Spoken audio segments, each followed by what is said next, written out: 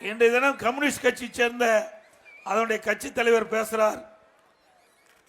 எடப்பாடி பழனிசாமி எச்சரிக்கிறேன்னு சொல்லி பேசுறார். இவரு நம்மளை எச்சரிக்கிறாராம். இவர் கட்சியே தேஞ்சிக்கிட்டு இருக்குது. கடந்த தேஞ்சி கட்டரும்பையான கதையா கம்யூனிஸ்ட் கட்சி இருக்குதா இல்லையா என்று தேடி பிடிக்கின்ற அளவுக்கு அந்த கட்சி இருக்குது. ஏன்னா ஒரு காலத்தில் கம்யூனிஸ்ட் கட்சினா மக்கள் போட்டுனாங்க. எந்த பிரச்சனையா இருந்தாலும் முதலடியாக அவள் போராட்டத்தை நடத்தி அரசுடைய கவனத்திற்கு கொண்டு வந்து அந்த பிரச்சனையை தீர்க்கக்கூடிய கம்யூனிஸ்ட் கட்சி ஒரு காலத்தில் இருந்தது. இன்றைக்கு திரு முத்தரசன் போன்றவர்கள் எல்லாம் இன்றைக்கு திமுகவுக்கு அடிமையாகிவிட்ட காரணத்தினாலே கம்யூனிஸ்ட் கட்சி என்றால் என்ன என்று மக்கள் கேட்கின்ற அளவிற்கு அந்த கட்சி தேய்ந்து போய்விட்டது.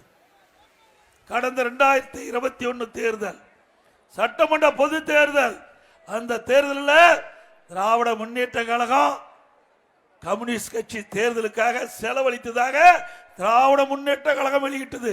நாம சொல்லல, திராவிட முன்னேற்ற கழக கட்சி வெளியிட்டது. கம்யூனிஸ்ட் கட்சிக்கு இவ்வளவு கோடி கொடுத்தது என்று திமுகவே காட்டி கொடுத்தது இந்த கம்யூனிஸ்ட் கட்சியை. அந்த திமுக காரரே கம்முன்னு இருக்கிறாங்க. இவர் அவர்களுக்கு வக்காலத்து வாங்குறார், அவருக்கு கூவி கொண்டிருக்கார். ஏன்னா அவளுக்கு கிடைக்க வேண்டியது கிடைத்து விட்டது, கூவித்தான் ஆக வேண்டும், வேற வழி இல்லையே. அது மட்டுமல்ல, திரு கம்யூனிஸ்ட் கட்சி நாட்டு மக்களுக்கு எத்தனை பிரச்சனை இருக்குது, விலைவாசி உயர்ந்திருக்கின்றது. அதுக்கு ஏதாவது போராட்டம் நடத்துறீங்களா? இல்ல போக்குவரத்து தொழிலாளருக்கு கிடைக்க வேண்டிய அந்த ஓய்வூதியங்கள்லாம் கிடைக்காம இருக்குது, அதுக்கு போராட்டம் நடத்துறீங்களா? இல்ல விவசாயிகள் பிரச்சனைக்காக போராட்டம் நடத்துறீங்களா?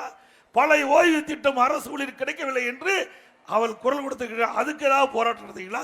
எதுக்குமே போராட்டம் நடத்தாத ஒரே கட்சி இன்றைய தினம் கம்யூனிஸ்ட் கட்சி ஒன்றுதான். ஏன்னா திமுகவுக்கு அடிமையாகிவிட்டது. அவளை எதிர்த்து பேசினால் நடைபெற அடுத்த ஆண்டு நடைபெறுகின்ற சட்டமன்ற தேர்தலில் சீட்டு கிடைக்காது, கூட்டணியில கழட்டி விட்டுருவாங்க. அந்த பயத்தில் தான் இன்றைக்கு கம்யூனிஸ்ட் தலைவர்கள் இன்றைக்கு மௌனம் காக்கிறாங்க. எங்ககிட்ட எதிராகாதீங்க, உங்ககிட்ட அழுக்க வச்சிருக்கிறீங்க, அதை தொடங்க.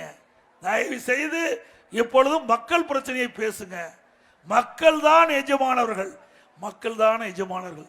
மக்களுடைய பிரச்சனையை பேசாவிட்டால் மக்கள் உங்களை நிராகரித்து விடுவார்கள்.